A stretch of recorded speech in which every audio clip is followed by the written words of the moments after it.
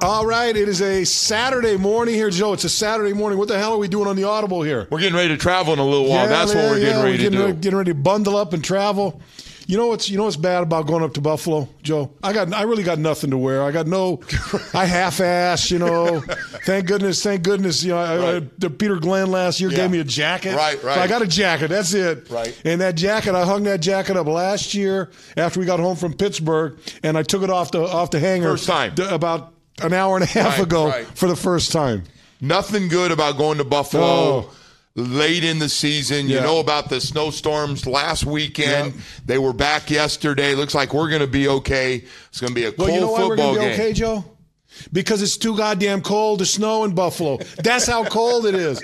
It gets below 30 or whatever. It gets in the 20s. It don't snow. Right. So we're going to, hey, look, at least it's not going to snow. Yeah, but it's going to be about 20 degrees. Right. It's going to be nice and cold. But, hey, there is some good news coming out of this. This is an important game. Yes, Miami Dolphins got a chance to catch Buffalo and head-to-head with a tie record if they can beat them. Yep. And right now the Buffalo Bills got the last wild card position. Yep. And you knocked them off, and then you got them at the end of the year. Hey, you're watching the Audible. Kim Bokamper, Joe Rose, presented by our good friends at Sirius XM. And yeah, Joe, I've been talking about it all week. Really, when you look back to last week's game on Monday night against New England, the Dolphins are in playoff mode. Because it's one and done. Right. They don't win. Right. They don't win the season. They don't. No, the season's not over in the fact that they still got to play the two more games. But if you lose a game, you're out of the playoffs. You got no shot at it anymore. 500's a long shot. Yeah, exactly. So they should be in playoff mode right now because every game is that meaningful, Joe. And I don't know. You kind of looking ahead and you think where we were just 3 weeks ago, and you're going, "Whoa, is me, man. This is going to be a rough ride." Right. Now you win up in Buffalo. You go to Kansas City, who's a struggling football team too. You may come back here for the final Sunday game on New Year's Eve day against Buffalo, and it could be winner goes, right? Well, I just look at it and the way they played. First of all, after losing 5 straight, I think we all were like, "Oh my God, we're going to start talking about the NFL draft." And they got a nice elixir from Denver. Oh boy! Kind of, it's kind of like got that cold. You get that cold medicine. It just kind of perked them up a little bit. And it carried right into the New England Patriots, where they play one of the best games we've seen under Adam Gase. I could have been the best game. So, Bo, I tell you, I think they got a lot better feeling about this team. Most of those guys healthy enough. The guys that played last week will play in this game, so they're in really good shape as far as that goes. Joe, we've both had the great opportunity to play in a lot of big games. Big games, meaningful games, to win the AFC East, the AFC Championship games, all those kind of games. Sure. And, Joe, at least in my opinion, I always felt like those games, your focus was so razor sharp on everything you did in those big games. You're playing, when Tampa was a bad team, you're playing Tampa in early October, at 1 o'clock somewhere, and it's like, Yeah. You're looking up in the stands and this and that and everything. You got that. Go out and play. Hey, look up there. You're doing that. Right? But you don't do that in the big game. No. The big games, you're zoned. And so hopefully the Dolphins kind of learned a lesson from what they were able to do last week from a focus standpoint. And I don't want to say effort because the effort's been there all along with this football team. They've played hard. I think they've played hard virtually every game this year. So I'm not going to say that, effort was different, but that focus was different and their commitment was different. Instead of arm tackling or an offensive lineman just leaning to a guy, they're getting their bodies in front of them. They're doing all the things, the fundamentals that help you win football games. And hopefully they can carry on the feeling of what it took last week up to Buffalo and get the job done up there. Man, Bo, I just look across the board of the last 2 weeks and some of the best football they've played, and there's a lot of good stuff. The offensive line, this group of 5 guys, we didn't know how good it was going to be with Jesse Davis and Big Sam Young playing next to him. Those guys on the right side, I don't think you make a change even if you could right now. Jermon Bushrod is doubtful or out for this game, so it'll be the same 5 that's played really, really well. And we got guys making plays. Bo, all of a sudden, Cutler's playing great because he's getting protection. But also, you look at the guys across the board. Look at Xavier Howard playing well. A lot of young guys playing well. Jordan Phillips playing well. Gottschalk came back and he provided a little bit. You talk about Jesse Davis, another young guy that's playing well for him, Joe. And they got a lot of young guys on this football team that are really stepping up and kind of looking. You can kind of start looking ahead a couple years to what these guys might be. But you're looking at a situation where Tank's probably not going to play. He's going to be a little iffy for that. Damian Williams, I know he's listed as questionable. I would be shocked if he played in the football game. I don't see it playing. And the cold weather and dislocation doesn't seem like a good combination. No. And who else? So we got somebody else that's who else am I missing? Bushrod Bushrod. There you go. Bushrod, a right guard. I'm guessing he's not going to play him even if he was healthy enough and was close. Yep. You got Jesse Davis playing real well, and Sam Young. Sam's been doing a good job. Best football of his career. Yep. Much better than I think anybody thought, Bo. He's comfortable. He doesn't make mistakes. He knows what he can and can't do, and he's a smart guy. It's been fun. I tell you, and the guys on the outside, can't say enough about those guys. Still got to get Devontae Parker going a little bit. Got a little bit going last week. Got a little bit. Hey, Joe, the other thing when you look at this football game, defensively, it's all about the running game. Tyrod Taylor's back. Not sure what his how significant he's going to be, how significant the injury may affect him. But you got to figure he's going to be the run pass guy. He's going to give you everything he's got. But Joe, is it as simple as you got to stop LaShawn McCoy? Correct. You got to stop him. And this is an offensive line built to play in Buffalo at this time of year. They're big pile drivers, bulldoze you around, push you around, muscle up and stuff. Big Richie's the leader of that thing. Up there. He's going to be jacked up, and he'll have all those guys jacked up. So to me, the challenge offensively or defensively against the Buffalo Bills offense is try to get if you could play the way you played last week with the running game, then I think you're miles ahead in this game with an opportunity to win it. A couple of things. LaShawn McCoy, absolutely got to stop him because they're going to want this cold weather. Buffalo's going, man, we are built for this. Let's pound those guys. But Tyrod Taylor plays out of his mind against the Miami Dolphins. Bootlegs. I've seen him be able to throw deep passes, and he can run. And if it's open, Bo, he's going to take off and pick up 10, 15 yards on you.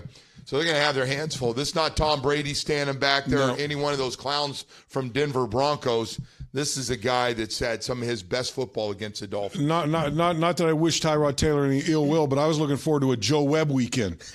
I was looking for Nathan Peterman or Joe Webb, to be the guys you had to deal with in those situations. But hey, it's not the case. Hey, let's get to a couple questions. By the way, you're watching the Audible presented by our good friends at Sirius XM. Joe Rose, Kim Bokamper with you. El Chapo Jr. chiming in. Guys, what's your favorite memory about playing Buffalo? Bo, Joe, you've been up there as a player a lot. We were just talking about before. I think I've been up there certainly well over 20 years. You've been going up there 20 years. What is your favorite memory of Buffalo? Right. I'll just go to my rookie year, not realizing until you guys were on the bus going to play in 1980, and somebody told me, these fans are a little fired up. They haven't beaten the Dolphins in the 70s at all.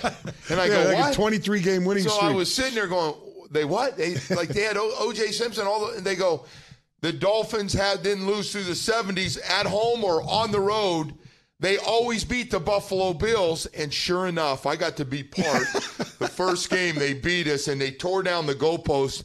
I've never seen grown-ass people act like that when they beat us on a real hot day in the opener. Was that Joe Carter's team? Was Joe Carter on that team? Who was the running back on that team? 1980. Who would that have been? I don't know, but would they have Cribbs? Was that Cribbs' rookie year? Cribbs, yeah. There you go. And Ferguson was the quarterback, and they beat us. It was a hot day up in Buffalo, and watching those field goal posts come down like it was a college game were unbelievable. It was crazy. I remember that one. The thing I remember most, and I'll always remember, my snapshot of Buffalo, we were playing a game, and, back in the day, there was always fights. I mean, there was always fights in the stands in Buffalo. Guys get there, get a little early, get a little juiced up before the ball game, especially when it's cold. So it was a cold day, and we're up there. So we're sitting on the bench. Offense is in, and all of a sudden, there's a commotion down at the far end in that corner, right over there, for the bench. And so we kind of lean over and look at it, and there is just a massive brawl going on up in that corner. Cops are jumping in, and then they're going at it. They're going at it. So all of a sudden, you see this one guy come flying, and you know that wall there is about pretty high. It's about 6-7 feet high, right? Right. So all of a sudden, you see this guy come flying over the wall, boom, onto the artificial turf. Cops jump off the wall on him and start just pummeling this guy, right? So we're watching this, and we're laughing, watching, and the guy's, first of all, the guy's on the field, he's in trouble for that. He's got cops, he's fighting with the cops, he's in trouble for that. So finally the police subdue him. They handcuff him with his hands behind his back. Somewhere along the way, his shoes had fallen off. So they stuck his shoes right down his pants. And so they start walking him out of the stadium. And you know how the cop, they've got him handcuffed, and they're kind of pulling up on his arms a little bit. Right. So he's up on his tiptoes, right? So this guy's in a world of shit, man. He's got all kind of problems. He's probably going to jail. Right. He's got a black eye. His nose is damn near busted. He got all kind of problems. Bad day. So the cops are dragging him out, and they pull him right behind our bench. And we're looking at him, and he gets right behind our bench, and this guy's in a world of trouble. But he couldn't resist. He looks over, he goes, F the Dolphins. He's going to jail. He got a black eye. He got a busted nose. But he had to get that last shot in. Yeah. The ultimate fan, get that last shot in. This is going to cost me a lot of money, but F you. Yeah, that's unbelievable. There have been some classics up there. The buses are never safe. No. You've heard those stories coming in. Never safe from bottles to cans to beer, anything else. Yeah, I'll tell you another great story about Buffalo. And do you remember Eddie White? Yes, a couple years, Eddie White was the PR guy, right? So, and that was back in the day. Remember, we used to travel before. We would leave early in the morning, like 10 o'clock in the morning. We would get to the city, go to the stadium, have a meeting in the locker room until the equipment truck got there, and then go out and do our walkthrough on the field, right? Do a walkthrough on the field so you can get a feel for the stadium and this and that. So it was one of those things. So, and Eddie White, the PR guy, for some reason was in charge of getting the equipment truck from point A to point B so practice could begin. They put the film stuff on the buses where you're going so you can watch films while they're doing that. So Shula's a coach. So film, go through the meetings, hey, equipment truck's not here. So drags it on a little bit longer, Where's that damn equipment truck? It's not here, coach. All right, that's it. Everyone goes, so go out, practice, go through a walkthrough in street clothes. Yep. Walkthrough in street clothes. So just as we're walking off the field in practice, the equipment truck comes rolling up, right? And Eddie pops out and Shula like livid. Yeah. God damn it. What the equipment truck? We had to practice in our street clothes. We didn't get anything done. And Eddie says, Coach, we're driving down the road and the drivetrain literally fell out of the bottom of the truck and was dragging on the road. We couldn't drive. He goes, God damn it, don't you check that stuff before you You don't check that. Oh my God. Eddie was a great one. Yeah, he was a classic. He's got great Shula stories. He does. It was good stuff. But anyway, but games too. I remember playing a game. It was during that streak, Joe, when we were playing. And we were up. I want to say it was a 7-6 game. We're up, and there was a hurricane down here. You were there for the hurricane. We didn't. No, so we stayed up there. We couldn't come back for the hurricane, and they had Tom Dempsey was their kicker. Right, Tom Dempsey held the record from 63 yards field goal, and he was a guy. He had a short arm, he had a club foot, right. And this guy was an awesome kicker, straight on kicker, had that squared off toe, and held the record of 63 yards forever and ever. And so it was about 17 yard field goal, 20-yard field goal, and Tom Dempsey gets up. And we go, oh man! I go there goes the streak. Kicks up. Somehow he hits a sidewinder. It's going right at the thing, and then made a dead left. Win the game. Go on, and the streak's still alive. Wow. So. Well, don't worry, Bo. We ruined it in 1980, first time up. Anthony Shake Feliciano, you must know this. Bo, you're going to get a room, going to pay extra for a room with a view. That's old Jim Mad Dog. Yeah. Mad Dog Mandage story. Goes to Buffalo, goes up to the counter gets his room. Get his key, and the guy and he slides the guy at the desk a 50. Do me a favor, give me a room without a view, please. Bo, it is grab dinner, get your room, and let's play this friggin' game. That's the way we're looking at it. Hey, Tommy Clogs from Periscope. I'll admit I wasn't happy about the Ajayi trade. Joe, you've been you do your daily radio show.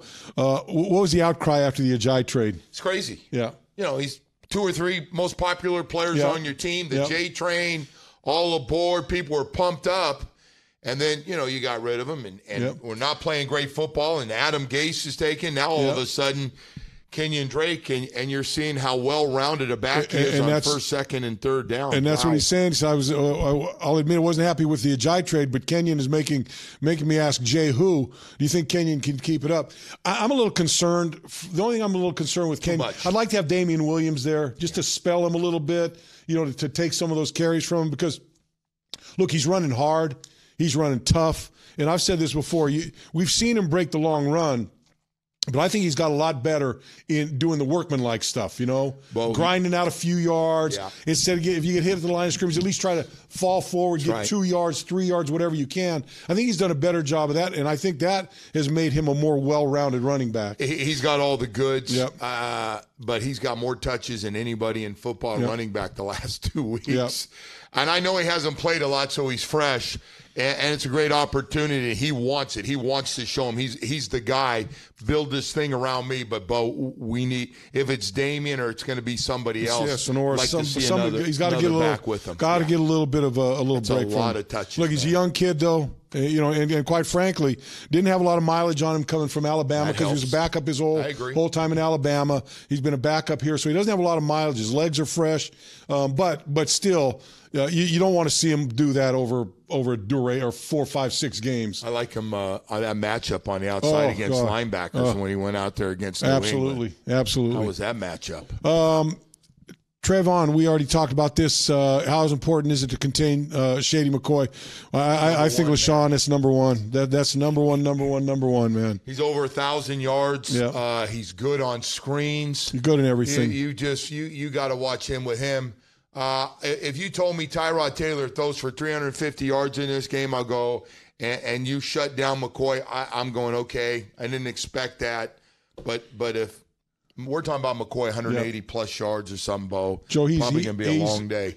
Some little bird in my ear tells me he's 40 yards away from 10,000 career yards. Yeah, Shady McCoy. Quietly. Quietly. A lot of it, when you're in Buffalo, it's going to be quiet when you haven't been in the playoffs. But in Philadelphia, in Philadelphia, everyone knew he was a good player, but he didn't seem to get the fanfare that some of these other guys get out there. It's a nice 10,000 yards, man. Being a running back in today's game is impressive. Julie Morrow Tees, are you guys going to the Anchor Bar?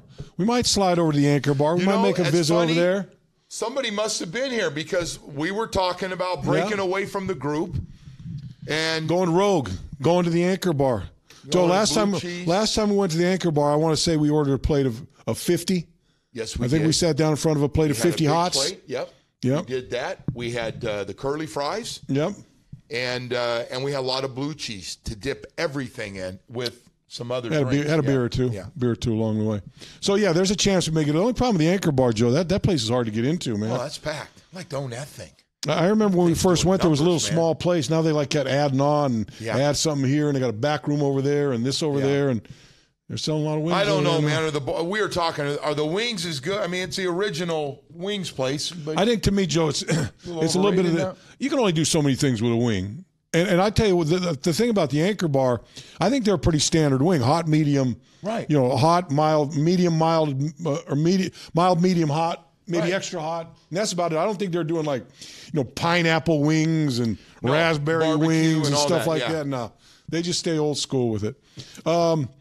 Periscope question: how do cold weather games affect the equipment crew? I don't think it affects them all. These equipment guys are so good at what they do and packing stuff up. Now, certainly they got to pack extra stuff. They got to pack all, but I think really for the most part, I think they bring everything most of the time anyway, unless you're in the dead of summer. These guys been around. They've seen it, turf. They know the conditions. That they will be ready to go for every situation. You don't have to worry about that. That's one thing I can say. If you want to have something you never have to worry about, it's the equipment. These guys are the best at what they do and efficient, never miss a beat. I enjoy watching these guys work. And let me tell you what, work Those cats work, man. No. Behind the scenes, yeah. For what they get paid, they earn their money. Those guys work their butts off to make sure, and nobody ever talks about it, but when they got the right shoes or a guy needs something there, that they make sure it's packed, it's all ready to go. Yep. Long Snapper 92 from Facebook. What's the coldest game you guys ever played in? I played in 1977 or 78. New England Patriots up in Foxborough. It was a slate blue sky, not a cloud in the sky, and it may have been the coldest game I ever played in. I think it was like 5 degrees and maybe 10 or 15 below wind chill. It was brutal. That's brutal. That's. I was thinking that New England game with a snowplow. Yep. It's got a rank right up there, Bo. Nonstop snow the whole game. Yep. I don't know what the temperature was, but that was one friggin' cold Two guys day. coming from California. I know this. Neither one of us liked any of those cold games. Neither one wanted nothing to do with it. Nope. I remember. I can suck it up though. Everybody out. You can suck it up for 3 hours. For 3 hours. Yeah. My whole mindset is get as warm as you can. Yeah. 3 hours, suck it up. Don't let it affect you because everybody thinks because you're from California, you're not going to be able to take it. So just do the best you can. Well, I didn't. What'd you say, Jeff? I got something back here. Well, that's the other. That's the coldest game I ever played, and the coldest game I've ever been at was Kansas City. Oh, yeah, by itself. In 2008. Yes. That was that, and that scares me about next week too. That was the absolute coldest I've ever been in my life. I did TV early that day for NFL Network, and they of course said, "Hey, you're coming up. Can you wait 15 minutes?" And Bo, it was brutal. It went right through everything you had. I remember sitting there. I was doing our pregame show outside. I had a stupid hat on. I still have the stupid hat, but I don't wear it anymore because it really looks stupid. I had earmuffs on. I've got Jeff Darlington, who was wearing a sport coat. I said, Jeff, you might want to get someone more than a sport coat to put on. And so he went and found someone to give him a jacket. So we were doing an interview. And who comes walking out? I think it was Kendall Langford. Comes walking out with nothing on. Just a pair of shorts. Yeah. No shirt. That's right. Bald, just bare-chested. Oh, this ain't nothing. End of the game, my man was glued to that heater on the other. I always love what's with the guys, the handful of guys that come out with a short T-shirt or no shirt. Yeah, it's no big deal. And then you notice they go in after they warm up a little bit. They go, "Oh, this ain't working. Yeah. This tough guy stuff ain't working." No doubt about it. Periscope, is momentum really a thing? Can it be carried over from game to game? Well, Joe, I really think that first of all, New England was a big game for this football team, but I think the important win was them for Denver. Because it stopped that losing streak, gave them some confidence, and I don't think had they lost to Denver, they'd have played the way they played against New England. I agree. So I think that confidence they got from Denver carried over to the New England game, and you hope that the win from New England game carries over to this game. Yeah, but they're playing a lot better. You feel better about yourself, right? Yeah, and you know the other thing, they didn't turn the ball over last week. Yeah, we've been turned over. We got 23 turnovers. We got a lot, but last week. 0 turnovers. I start with that one and then work to the penalties and then let's play. Yep. Got another Periscope from McManus coming in talking about Michael Thomas. How special has Michael Thomas been on special teams? He's the best, one of the best special teams players they've got, no doubt about it. And this guy's playing with a knee injury. I don't think they really. I think they're trying to tell him not to play, and I agree. I think he's just going to keep playing through the damn thing. Well, he wants to go to a Pro Bowl. Yep. He's played really well. He's got great value to this team. He does because he's so good and so smart as a backup safety or come in and play one of the slot positions defensively for you in one of your nickel or dime packages. And then on special teams, makes a lot of plays. A lot of plays, yeah. I like Michael. Michael's a good, he's one of those guys that you want to have on your team. A good guy, does the right thing. Yep, no doubt. Brooke Smith from Facebook, how important is it to sign Jarvis Landry to an extension? Look, I'd be shocked if he's going. He's not going anywhere. Jarvis not going anywhere. Well, they got to get that done. I got more respect for Jarvis Landry. I said it this week on the radio a few times. I got more respect for what Jarvis Landry's done this year, keeping his mouth shut. Through the good and the bad, never pouted, never said I moaning about if anything. they give me a new contract, never. It's been brought up to him nonstop. I'm going to let it take care of itself. I'm focused on this year. I'm going to be a leader. Here he is, 8 touchdowns, going to go over 100 catches, and he's a young guy, Bo. He's going to be back with him. And look, he's signed. That guy brings so much energy to this football team That I just there's no way you don't sign him and keep him. But it's the same type of thing. Same type of thing with him is with Kenny Stills last year. Kenny's hanging out there. He's going to become a free agent, and all he did was go out and work, go out and play, go out and produce. And that's how there's a handful of guys I've talked to along the way, and I tell they're worried about contract. I say, you know what? Go out and play the best you can play. The money will follow you. Right. You just go out and do your job, play as well as you can play, and the money's going to follow you. Well, I'd be shocked. The Jarvis Landry thing, the Miami Dolphins got to be looking like, my God, see how important he is to us. All those red zone touchdowns he has. And he's a leader. And, he's the most popular player in this team, and I think that's got value too. And how many times have you seen him catch a ball and almost literally run over a guy to pick up that extra yard for the first down, or he's not shying away from anything. Doesn't back down from anybody. Mark Miller from Periscope. Who's been your biggest surprise this year, Joe? Biggest surprise on this team, Kenyon Drake. Yep. I was going to go to Kenyon Drake also. I did not know. I knew his speed. We saw the 44-yard run to kickoff return last year for touchdowns that he had, and we know about the speed and the little things that we've seen in preseason. I had no idea what I've seen the last couple of weeks. He could be this good first, second, and third down. Yeah, no doubt. I don't think there's any question. You look at guys like Jordan Phillips has been playing great lately. A lot better. He's kind of upped his game a little bit, but I think Kenyon Drake for what he's done, and it kind of goes back to the question we had earlier in the program, Joe. It's made you forget a little bit about Jay Ajayi. A lot. It's because And it's funny, even when you had Jarvis, when you had Kenyon and Damian, they're going, but each guy's like, but look at the total. When you had both those guys, they were getting almost 200 yards a game in total offense, catching them. Maybe they had 40 rushing and 30 receiving, and the other had vice versa. But I said, look, if your running back position is giving you 200 yards in total offense, doesn't matter who's standing back there. Right. And it doesn't matter if it's 2 guys or 5 guys if you're getting that production. I would love to see Damian Williams healthy be the backup running back. I hate to say backup, but be a big part of it because he's such a good blocker on the blitzes and he can catch the ball as well as run it. Jakeem Grant from Facebook, you think he'll get more playing time? He earned it last week. Yeah. I think the way he played last week, and look, that catch he made in the end zone, I don't know how that guy's so little can get up that high to make the play, and was that far away from picking up another one that would have blown the roof off the stadium. Puts the game away, ices it, and he just ran by one of the best corners. Yep. Ran by him. It was even. Next thing you know, he's 2 yards out in front, and he drops the ball, but you got that kind of potential. Hey, I like it. I said this all week. You got him on the field. You got Kenny. Yep. And you've got Kenyon.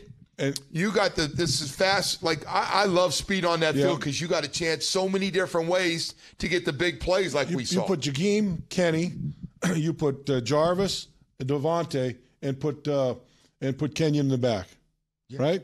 You got 5 guys there that have nothing but Jarvis is one guy that's an underneath guy, but all those other guys can hurt you big time. They can go 50 plus anytime. All right, Joe. Real quick before we wrap it up, your keys to winning this football game. Well, McCoy, you got to stop McCoy. McCoy can't go off for a huge game. So I look at that. Don't turn the ball over for the Miami Dolphins, and I'm just going to go with those 2 keys. I think if they can do that again, 2 weeks in a row, not turn the ball over, they're in really good shape. I'm going to add to that, take the ball away from the Buffalo Bills. Don't give them the opportunity. And again, Joe, much like we saw last week, get ahead, man. Get ahead early. Don't try to play catch up. You need to get ahead. You need to be the show horse out there that's doing what you want to do, and let them adjust their game plan. So those are the things I'd like to see. Hey, Bo, by the way, it was about a year ago we had the shootout up there. That was fun. Yep. Matt Moore, right? Yeah, that was awesome. Tyrod Taylor going back and forth over 1,000 yards of offense. Speaking of Jay Ajayi, I think he had a 51-yard run late in the game. It's crazy. Set it up. Drake had to cut back down the sideline. Touchdown. Good stuff. I wouldn't mind another game like that. Keep it exciting. That was entertaining. All right, that's going to do it for the Audible today. I want to thank our sponsor, Sirius XM, always helping us out here.